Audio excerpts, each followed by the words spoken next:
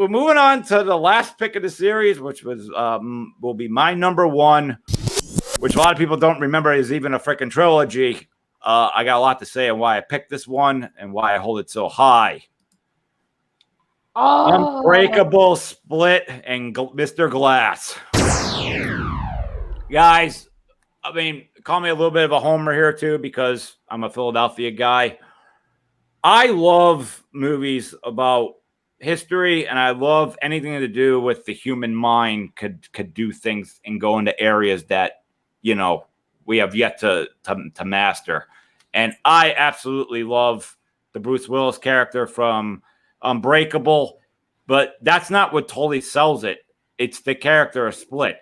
I love this character that spills into the whole Glass series, but I love the idea of what the Beast is, that someone could actually go inside their own mind and create something that you're invincible, practically invincible, and could climb walls. And I trust guys. All I do is watch lots of documentaries on history.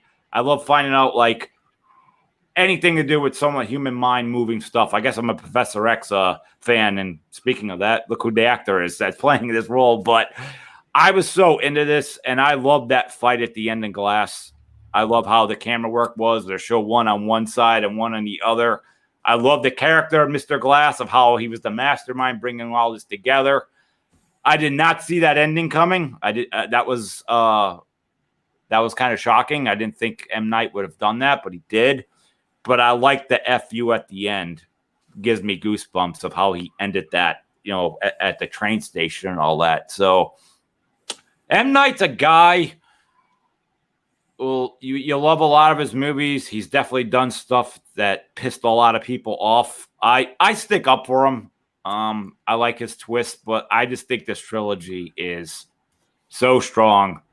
My list here, I kind of did put it number one for a reason. I hold the torch that high for it. So when people say trilogies, what do you think is the best trilogy?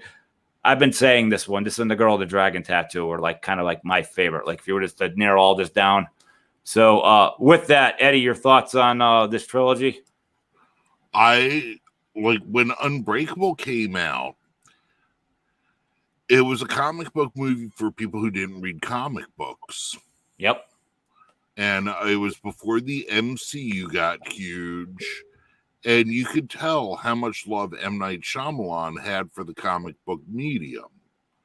And interesting premise, like, and the ending was just like, whoa. Like, you never saw that ending coming. Split, holy shit. James McAvoy playing so many different characters in the span of a few minutes. He really, and you got to know them. Like once he became this one, you're like, oh, okay, this is what the girls could do now. Why that character is still there until the switch hits. You were like, you got to learn it as an audience. You kind of got to know, like, okay, you know. Yeah, and I mean, it really was just a wild ride. And then honestly, like the third one, I didn't love it.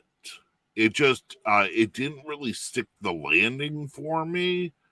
But I recognize that M. Night Shyamalan doesn't make it easy for his audience.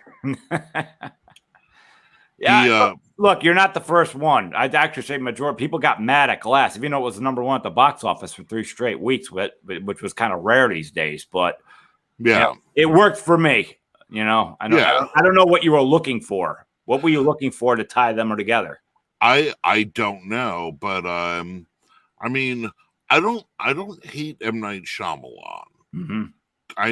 He's made some great movies. But come on, he's made some big duds too. The biggest letdown out of it was the ending of The Village, because like I had to wait 2 hours to hear this. That's it. That's your curveball. Yeah, that's your. I was expecting a fight of these creatures. That's what I was like. That's it. Yeah, and the fact that like the reveal was him sitting in a guard shack telling the story, and you're like, if he had just jumped out in front of the camera butt naked and jerked himself off while telling the end of the movie, I would have been more forgiving.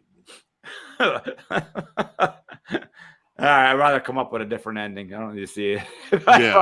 But yeah, I know what you're saying. But yeah, this trilogy heavily worked for me. Feel free for anyone who hates the comment on below there. I'll fight you all day on this one, folks. But I was big into it. And did you feel that you didn't feel it was a good send off between those three characters? And landings are so hard to stick. Like ending at things like in a way that's satisfying for everyone is damn near impossible. Yeah, it is. Yeah. I give him credit for trying, but at the same time, I don't know what I was looking for out of it, but I just didn't. It just wasn't. It wasn't what I wanted. Cool. So, Jessica. So I actually think this was originally on my list too. Yes, it was. I love Split. I really think he should have won an Oscar for all those characters he plays in such a short period of time. That's amazing. Before I saw Split, we the audience realized it was a connection, and then Dave was like, "Oh, you got to see Unbreakable." Yeah. So I actually saw Split first. Ow. Okay. And then Unbreakable, and then we went to the theater to go see Glass. It's definitely a dog. Yeah. All right. But I agree with you 100%. It's a great trilogy. A little bit of a like with Eddie here. With the ending being a little bit disappointing in my opinion. Is it because they both checked out and you wanted to? Was that what's bothering you? Like you were attached to the characters, or did you want more? Maybe. Yeah. All right. Yeah.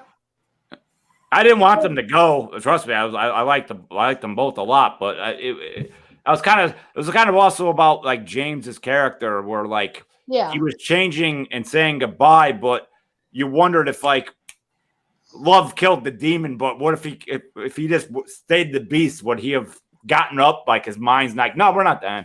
Yeah. We're not dying. So all the mind things that like you were saying. I love that about the human race. We're just wasted space with what we do daily. Like, you just sit there and you're like, what could we be doing with this? Yeah. What could we be doing with this that we're not? So, well, and if you did pick this, Jessica, now that the countdown's over, I was going to let you have this, and I was going to put in Meet the Fockers. That was going to be my. Meet the Fockers is a good one too. That's a good one too. Yeah. I was like, if I was building it around you two, whatever you picked that was on my list, I would just fill in. So, yeah, but yeah, folks, anybody that's up check out some trilogies. You now have 15 to pick from. I'm sure half of you saw half of there and what we listed, and there's half that you haven't. But yes, please check that out. Jessica, I know you and your husband give a plug one more time of what you guys run. Halloween year-round, is it? Yes, Halloween year-round. We have a blog and a YouTube channel. Sweet. Eddie, you're just a cool dude, or are you running your own show too? I'm a freelance writer, social media content creator, and all-around highly opinionated jackass. Yeah.